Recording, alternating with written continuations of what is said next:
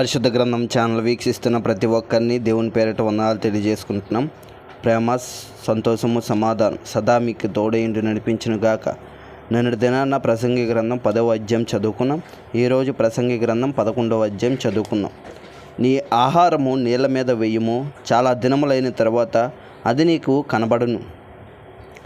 7 ఎనమండుగురికి భాగము పంచిపెట్టుము.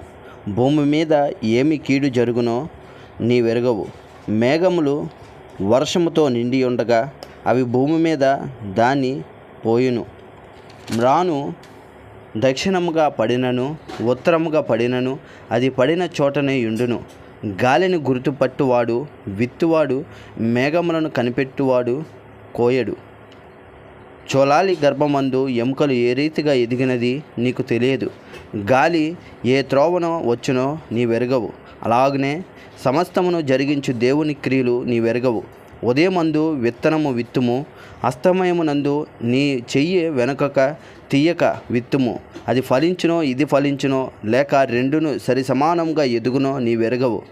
వెలుగు మనోహరమైనది, సూర్యుని చూచుట కన్నులకు ఇంపుగానున్నది.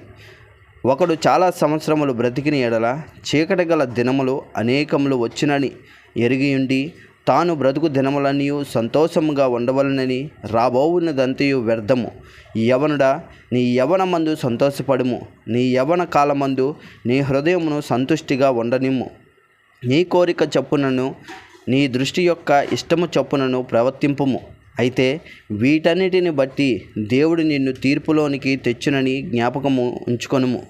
లేత వయస్సును నడిప్రాయమును గతించిపోవునవి గనుక నీ హృదయంలో నుండి వ్యాకులమును తొలగించుకొనుము.